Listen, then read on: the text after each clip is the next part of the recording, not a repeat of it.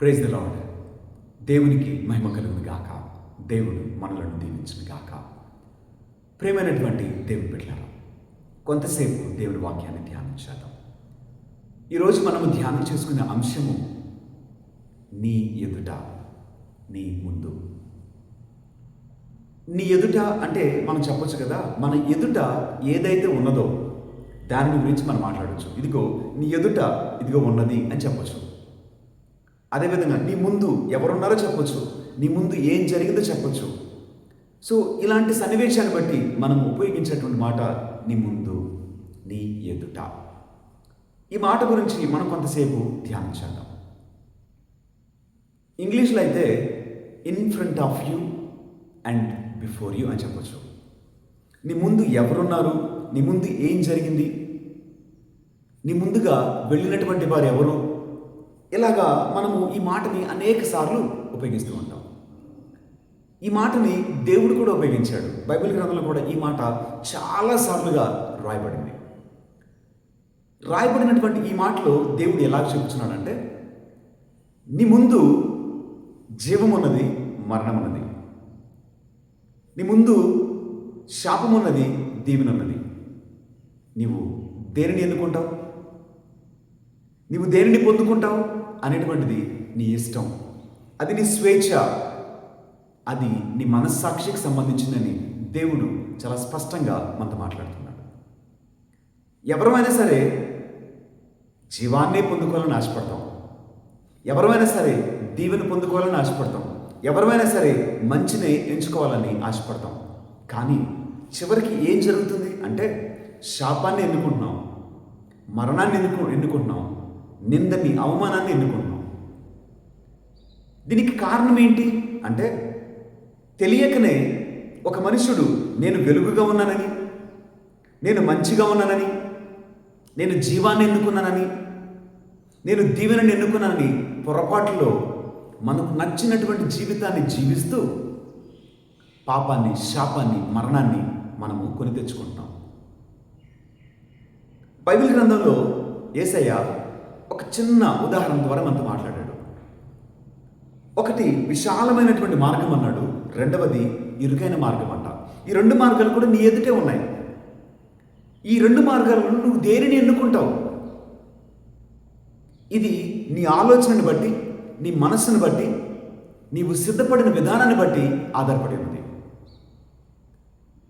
ఇక్కడ యేసయ్య నీ ముందు రెండు మార్గాలు ఉన్నవని చెప్పడం కాదు, కానీ ఈ మార్గము ఎవరిని ఎక్కడికి తీసుకువెళ్తుందో కూడా చెబుతూ ఉన్నాడు. మార్గంలోనే చెప్పి ఆగిపోలేదు. ఈ మార్గమును ప్రయాణం చేయడం వల్ల నీకు కలిగే ఇబ్బందులు ఎలా ఉంటాయి, కానీ నువ్వు ఏ తీరము చేరతావు అనేటువంటి దాన్ని కూడా ఆయన చాలా స్పష్టంగా మనకు ముందుగానే తెలియచేశాడు. మన ముందు ఏమున్నదో చెప్పాడు, మనకి ముందుగానే దాని పర్యవసానాన్ని కూడా ఆయన చెప్పుచున్నాడు. దేవుని యొక్క తత్వము ఏంటి అని అంటే, మనకు అన్నిటినీ కూడా ముందుగానే తెలియచేస్తాడు ఆయన. ఇది దేవుని తత్వమైనది. యేసయ్యకు ఉన్నటువంటి పేరు ఏంటంటే, ఆయన సత్యము మాట్లాడేవాడని, సత్య సంపత్వము కలిగిన వాడని, సత్యమునే మాట్లాడతాడని మనకందరికీ తెలుసు. వాక్యము ద్వారా ఆయన చెప్పుచున్నాడు, ఇదిగో నేనే సత్యమును, జీవమును, మార్గమును. ఆయనే సత్యము. ఆయన మాట్లాడిన ప్రతి మాట సత్యమే. That is the truth. ఆయనే చెప్పినాడు, ఇదిగో నీ ఎదుట మార్గం ఉన్నది. ఏ మార్గాన్ని ఎన్నుకుంటావు? ఈ మార్గాన్ని ఎన్నుకున్నవాడైతే నీ ప్రయాణం ఇలా ఉండబోతుంది, నీ ప్రయాణం ఇలాగన ముగియబోతుంది, నీకు వచ్చే బహుమానము ఇది అని ఆయన చెప్పుచున్నాడు. ముందుగానే తెలియచేస్తున్నాడు. తెలియచేటిలో అంతరార్థం ఏంటనంటే, ఏ మనుష్యుడు కూడా తప్పిపోకూడదని, ఏ మనుష్యుడు కూడా పొందవలసినటువంటి దీవెనను పొందకుండా నశించకూడదని దేవుని యొక్క ఆలోచన, దేవుని యొక్క చిత్తం అది.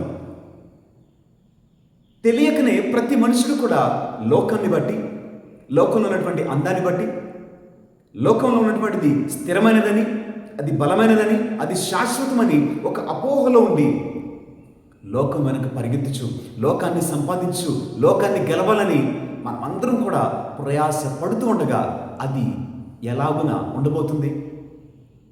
ఆ ప్రయాణము ఏ విధంగా ముగియబోతుంది అంటే అది శ్రమతోనూ, బాధతోనూ, కన్నీటితోనూ, కష్టంతోనూ ఉండబోతుంది. విశాలమైనటువంటి మార్గంలో ప్రతి మనుషుడు కూడా ప్రయాణం చేయాలని ఆశపడతాడు. కానీ ఈ విశాలమైన మార్గంలో నీ ప్రయాణము సౌకర్యవంతంగా ఉంది, చాలా సులభతరంగా ఉంది, చాలా సంతోషంగా ఉంది, ఎలాంటి ఇబ్బందులకి లేవు. కానీ ఆ మార్గము ద్వారా నీ ప్రయాణము ఎక్కడికి చేర్చున్నది? నిత్య నరకాగ్నికి అని ఆయన చెప్పుచున్నాడు కదా. ముందుగానే నీకు తెలియచేశాడు. అయినప్పటికీ నీవు దేనిని ఎన్నుకున్నావు? ఇరుకైనటువంటి మార్గంలో నీ ప్రయాణము కష్టంగాను, బాధగాను, శోధనలని, ఇబ్బందులని, గాయాలని, నిందలని, అవమానాలని అనేక రకములైనటువంటి సమస్యలు ఎదురవుతాయి. కానీ ఆ మార్గము నిన్ను ఎక్కడికి చేర్చునంటే శాశ్వతమైన నిత్య రాజ్యమునకు, నిత్య జీవానికి అది నిన్ను చేర్చునని ఆయన ముందుగానే తెలియచేశాడు. నీ ఎదుట ఉన్నటువంటి దానిని దేనిని ఎన్నుకోగలుగుతున్నావు? ఆయన ఊరకనే నీ ఎదుట ఇవి ఉన్నవి అని చెప్పట్లేదు. దాని వలన వచ్చేటువంటి పర్యవసానాన్ని సైతము ఆయన మనకు తెలియచేస్తున్నాడు. జీవముంది, ఆ జీవాన్ని తీసుకున్నటువంటి వాడు దీవించబడతాడని, ఆ దీవెన పొందుకున్నటువంటి వాడు ఆయనను మెప్పించిన వాడని, ఆయనకు దగ్గరగా జీవిస్తాడని, ఆయనను సంతోషపెట్టిన వాడిని ఆయన దృష్టిస్తాడని వాక్యము ద్వారా దేవుడు మనతో మాట్లాడుతున్నాడు. అలాగున కాక పాపాన్ని ప్రేమించిన వాడు, శాపాన్ని గైకొనిన వాడు దేవునికి దగ్గరకు ఏ విధంగా రాగలుగుతాడు? దేవుని దీవెనను ఏ విధంగా పొందగలుగుతాడు? ఆలోచించేయండి. ఈ లోకంలో యేసయ్య శిష్యులను ఎన్నుకున్నాడు. 12 మంది శిష్యులను ఎన్నుకున్నాడు. ఎన్నుకున్నటువంటి వారిని ఆయన ముందుగానే సిద్ధపరుస్తున్నాడట. దేనిని బట్టి సిద్ధపరుస్తున్నాడు? ఆయన ఉన్నంత కాలము ఆయన వారిని రక్షించాడు, కాపాడుకున్నాడు, వారి నిమిత్తము ప్రార్థన చేశాడు. వారు తప్పుగా వెళ్ళుచుండగా వారిని సరిచేసుకున్నాడు, వారికి బోధించాడు, జ్ఞానం ఇచ్చాడు, శక్తినిచ్చాడు.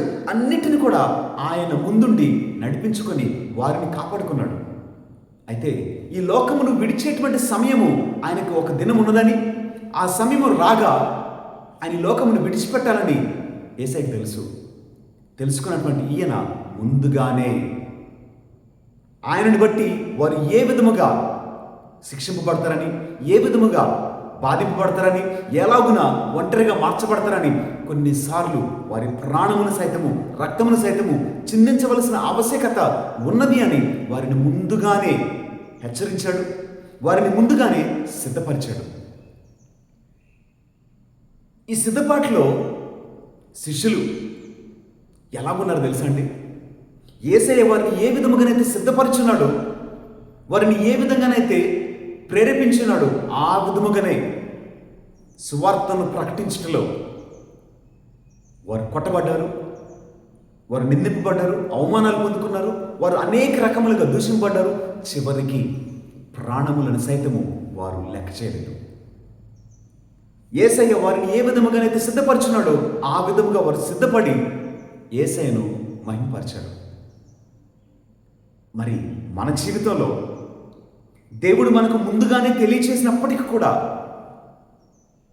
నీవు ఇప్పటికైనా సరే జ్ఞానము కలిగి పాపాన్ని విడిచిపెట్టావా? శాపాన్ని విడిచిపెట్టావా? లోకమునకు దూరముగా పరిగెత్తావా? లోకాశలను జయించావా? మన చుట్టూ అనేక విషయాలు జరుగుతూనే ఉన్నవి కదా. వీటన్నిటిని కూడా ఆయన ముందుగానే పరిశుద్ధ గ్రంథంలో రాసేశాడు, తెలియచేశాడు. వాటిని ఎలాగున తప్పించుకోవాలో, వాటిని ఎలాగున జయించాలో, జయించక మార్గమేంటో ఆయన మనకు తెలియచేశాడు. ఆయన మనకు ముందుగానే మాట్లాడేశాడు.